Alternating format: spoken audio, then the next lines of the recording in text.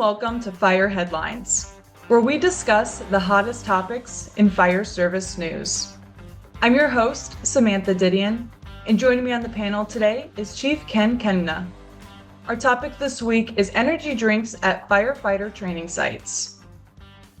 An article recently shared in the Daily Dispatch states that Oklahoma State Firefighters Association is banning energy drinks at all hands-on class sites. This is due to the excessive amount of energy drinks being consumed, and this ban also follows two recent firefighter deaths in Kansas, which were both linked to energy drink consumption. So before we get into this conversation, Ken, I wanted to share a little story of, I think our listeners know I did track in college.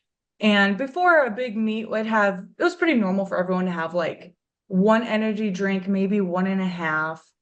And after that, you're feeling pretty good. Like you're energized, you're ready to go. In this article, they state that the excessive amount of energy drinks they mentioned is 4 or more Red Bulls before lunchtime. And I know the Red Bull cans can be kind of small, but that's a lot of caffeine. So I want to ask you, during your time as chief, did you ever notice firefighters turning to energy drinks? And how did that influence their performance or even their well-being? Well, first off, I think it's important to note that four of anything is I mean, especially something like an energy drink, which is containing caffeine and I would imagine a wide variety of other stimulants to kind of, give you the energy that they're advertised. So I think it's a lot of just about anything, unless you're drinking, water and electrolytes. I think we've already talked about that on our previous podcast, but so we'll leave that where it is. Yeah, I mean, we definitely saw it. We saw energy drinks starting to creep in. A lot of times, folks coming back from calls, they'll make a stop at the store, they'll grab something. They're working. They've been working either a 24-hour shift or a 48-hour shift, which is much more common now. So they're working longer shifts.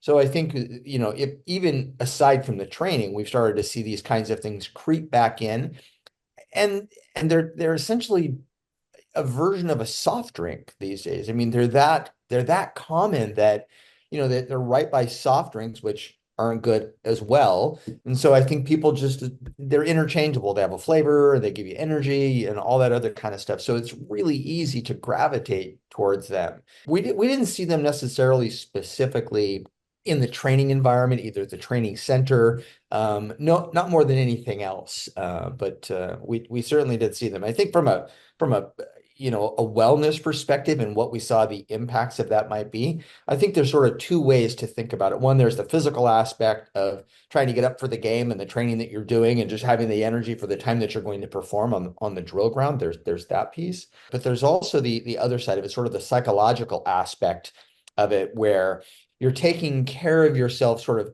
in the moment, or at least that's the way you're, sort of processing it, as opposed to taking care of yourself long term, I guess. So I would say that, detrimental effects, that would be one, is just the way you're caring for your body. I think it sort of brings the question to mind, that really the best way to prepare yourself for long-term performance.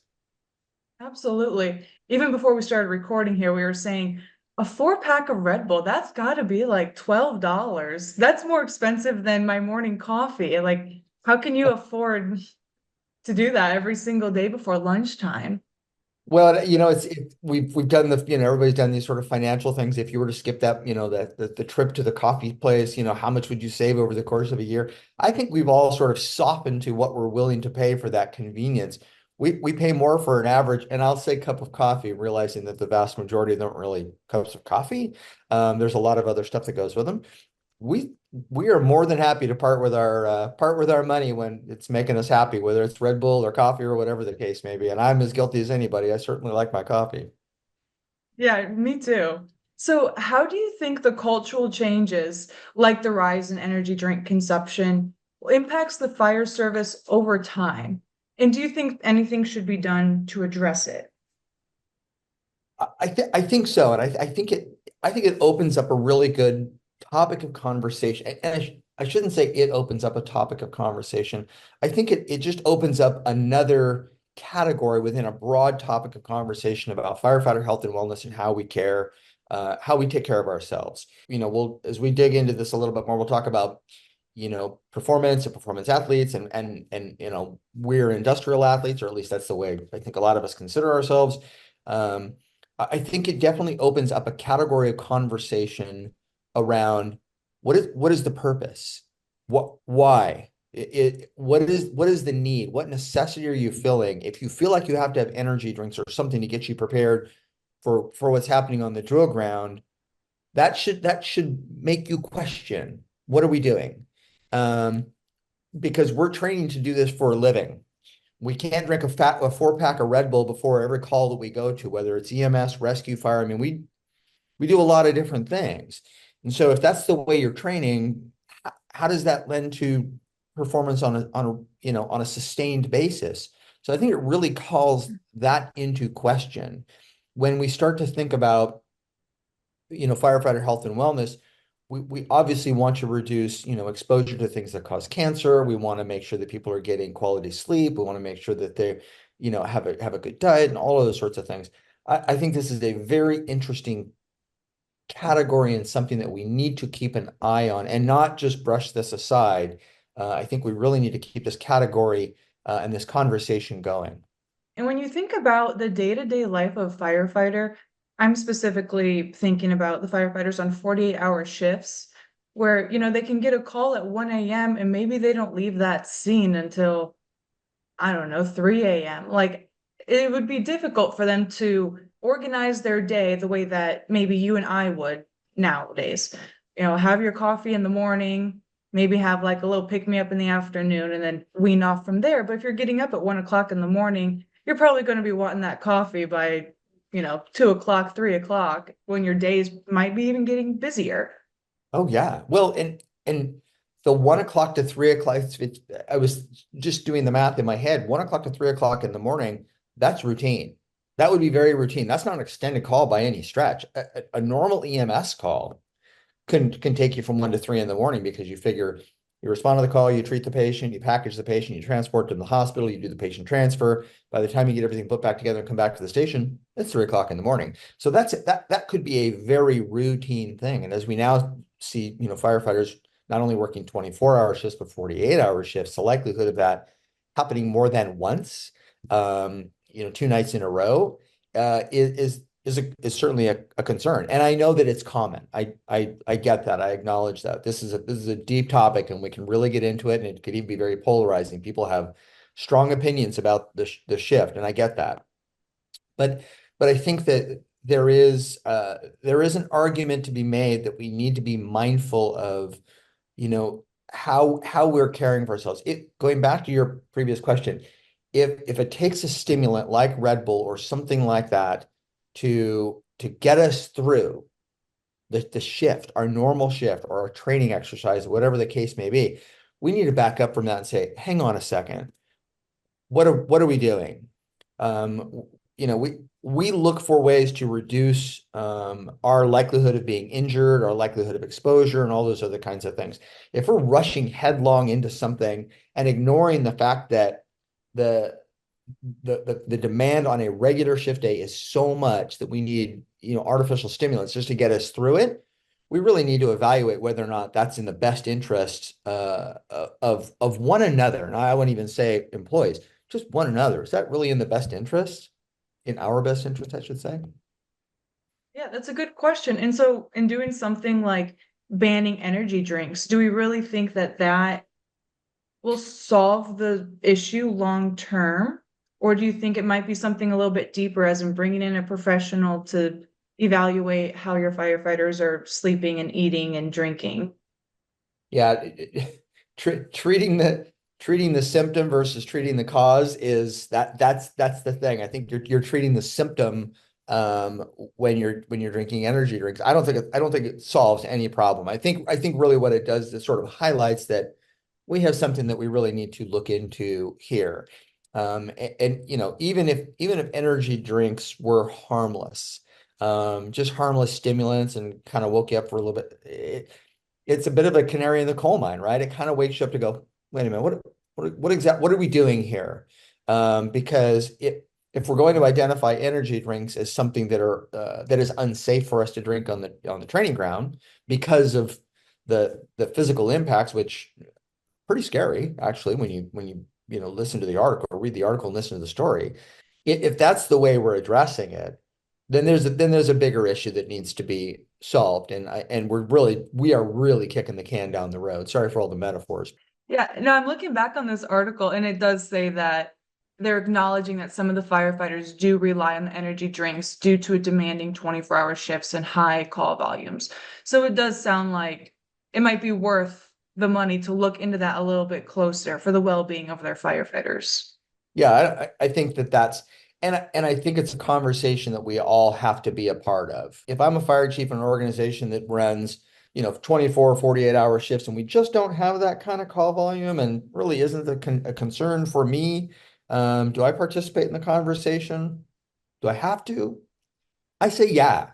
I say yeah. We have to take care of one another. And if there are, organizations and that do work the kinds of conditions where they really do need this just to get through, then it's a conversation that I have to participate in and support the organization, support the mission, support the fire service, and have this conversation. I think it's the reason why we have a conversation like that here. So, Ken, if you were still leading a department today, would you consider implementing a similar energy drink ban? Why or why not?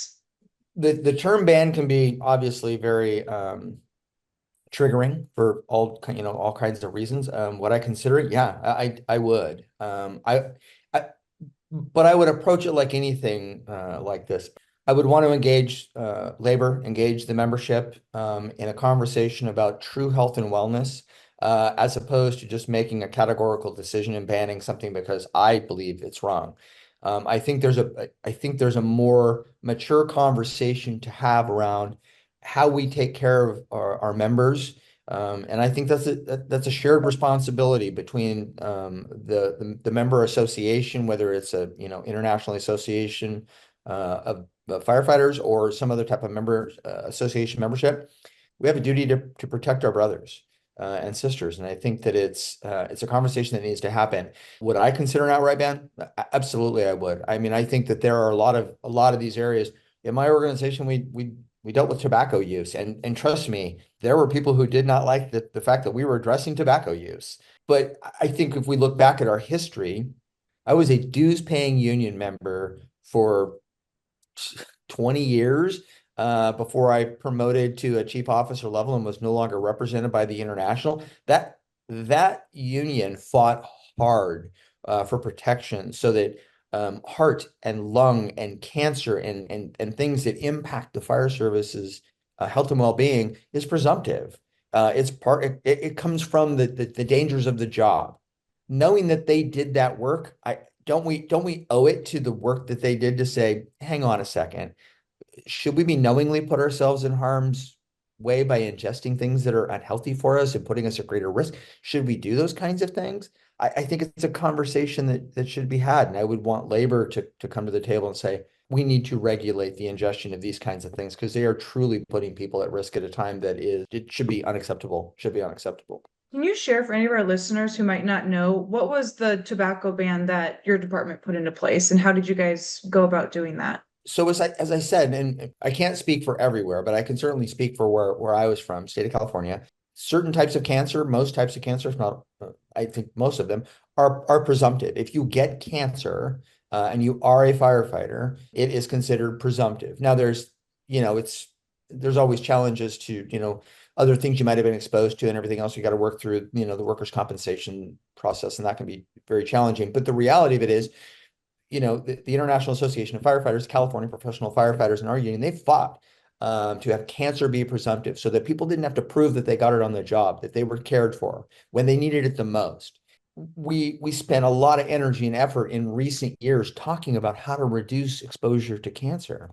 I was like, okay, well, if we're going to do that, can we shoot the obvious target? Chewing tobacco has continued to be a thing.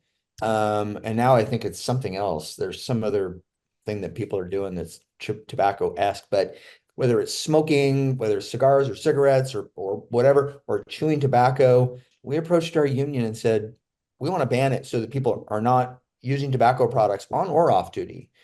On duty is obviously a lot easier to do. You can't smoke in the fire station, you can't smoke in the fire engine, you can't chew tobacco on the drill ground.